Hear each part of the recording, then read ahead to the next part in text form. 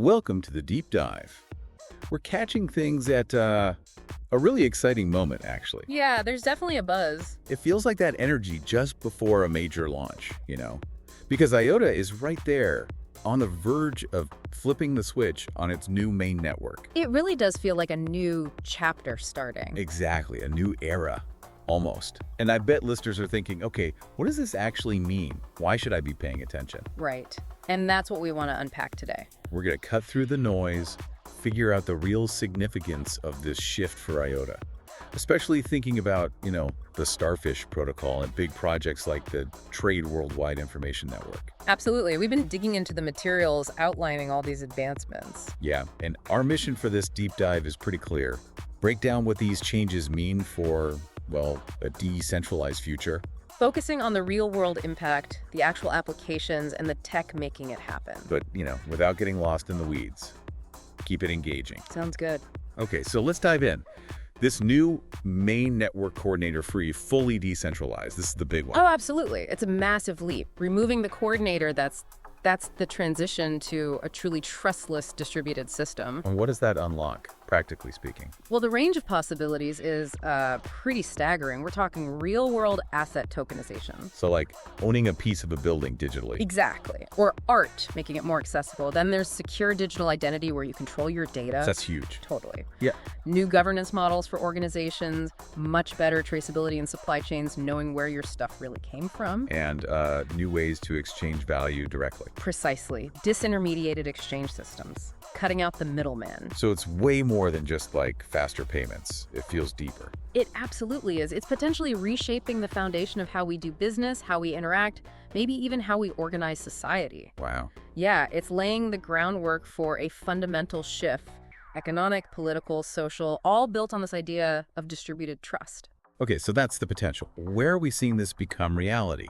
You mentioned the Trade Worldwide Information Network. Yes, that's a fantastic concrete example.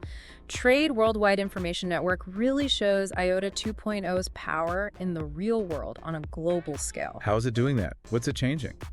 It's tackling global trade logistics. Think about all the paperwork, the delays. Ugh, yeah. Mountains of it. Exactly. Trade Worldwide Information Network is digitizing that entire process, replacing paper trails with a secure, auditable, fully digital infrastructure built on IOTA. So goodbye bureaucracy, hello digital efficiency. That's the goal. And the key is IOTA's architecture. Open, permissionless, no intermediaries needed, meaning exporters, customs, transporters, ports, regulators, they can all share data directly. Okay. They keep control over their own data, but they can share what's necessary without needing a central go-between, which often adds cost and slows things down. That sounds like a massive improvement for global trade. More efficient, more transparent. Definitely. And technically, how it works is it uses IOTA's digital identity features and its DLT, the distributed ledger. The secure shared record keeping. Right. That ensures the integrity of all those crucial trade documents. Invoices, certificates of origin, bills of lading. The important stuff. Yeah. And here's the cool part. They're being tokenized, turned into transferable electronic records. Digital tokens representing legal documents. Exactly. And importantly, these comply with international law, specifically the MLETR framework, the model law on electronic transferable records. That's fascinating. What are the tangible results? Are we seeing benefits yet? The numbers are pretty compelling. Potential cost savings up to 80%. 80%, wow. Yeah. And processing times. What took weeks could potentially take days, maybe even hours. That's game-changing for businesses. Absolutely. Plus, it helps smaller businesses get financing, and it gives everyone much better visibility across the whole supply chain, end to end. And this isn't just on paper, right? It's been tested. Oh, yeah. It's been successfully piloted in the real world. They collaborated with the UK government and customs agencies in Africa. Specifically, there was the Trade Worldwide Information Network project in Kenya. So real-world validation in critical areas. Exactly. It proves IOTA can handle these demanding environments. It shows we're moving towards that fairer, more interoperable, frictionless digital economy. Which brings us, I guess, to the core technology enabling all this. Starfish. Precisely. Starfish is the engine under the hood. It's the protocol that makes IOTA scalable, efficient, and secure enough for things like Trade Worldwide Information Network and everything else. Starfish. The name itself sounds interesting. Yeah. Resilient, maybe? You nailed it. Think of IOTA as the organism, and Starfish is its core operating system. Its heart, maybe. It's IOTA's consensus protocol. Yeah, the name. It's very intentional. You know how Starfish can regenerate, regrow from just a piece? Right. The protocol is designed with that same kind of resilience, efficiency, and adaptability in mind. It can handle stress, even attacks, and keep going. So the name really reflects its core strengths. Absolutely. Its main job is to let huge numbers of devices, users, businesses, whatever, securely agree on the state of the network quickly and without using tons of resources. Okay, and that addresses the classic problem, right? The blockchain trilemma: security, speed, efficiency. How does Starfish tackle that? Yeah, the old challenge. Improve one, you often hurt another. Starfish uses a different structure. Not a linear chain, but a DAG. A directed acyclic graph. A DAG. How does that help? It allows for way more parallel processing. Think of it like a multi-lane highway versus a single-lane road. Lots of things can happen at the same time. So inherently faster. Inherently faster, exactly. But how does it stay secure and efficient with all that going on? It's clever about communication. Nodes don't need to broadcast all the data to everyone. Instead, it shares encoded fragments. Fragments. Yeah, small pieces. And then using techniques like Reed-Solomon codes, the error correction stuff from CDs and hard drives. Oh, right, for corrupted data. Exactly. It uses those to reconstruct the full transaction block from just a few fragments. It's very lightweight, very secure, and super efficient. That sounds incredibly smart. Less network chatter, less wasted effort. Precisely.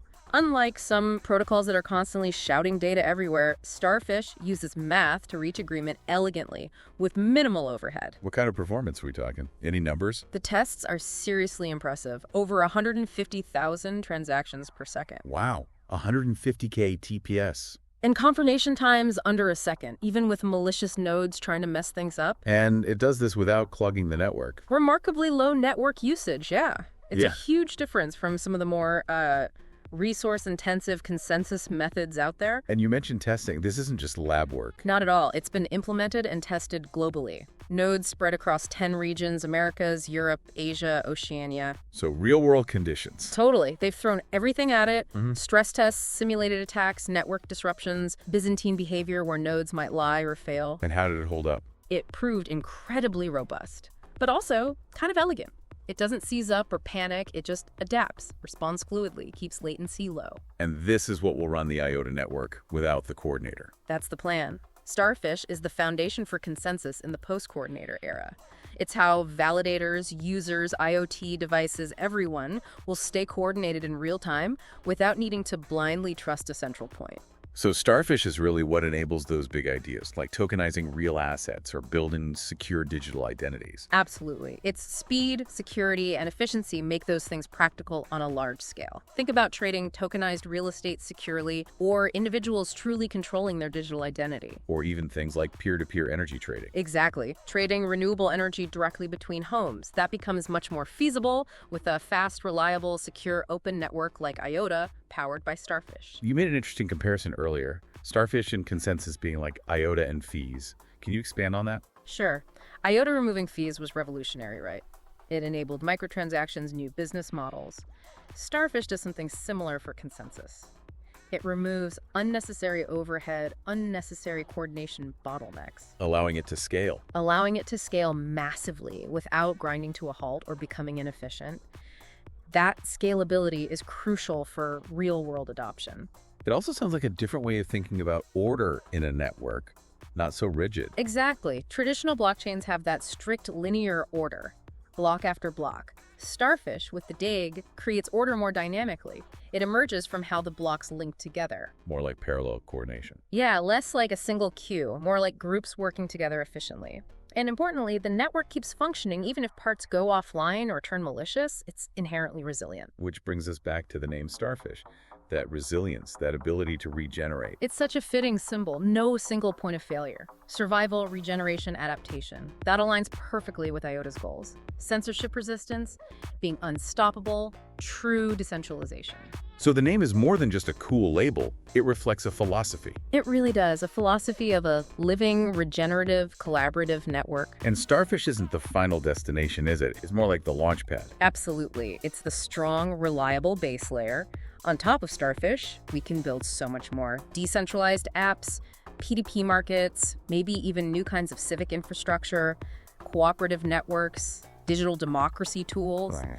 and entirely new trust-based economies. Starfish provides the foundation to make these things agile, secure, and sustainable for the long haul.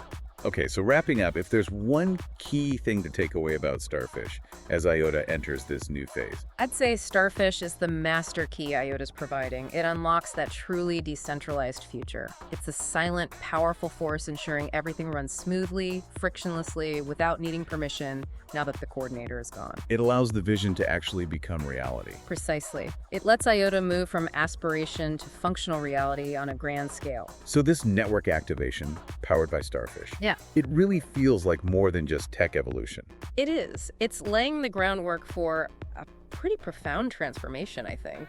It's not loud. Maybe it's a silent revolution in some ways. Building a future where trust is baked in, where systems are resilient by nature. Yeah, opening up possibilities we're probably just starting to imagine across, well, everything. Our digital lives, the economy. A silent revolution with a C-inspired name. Yeah.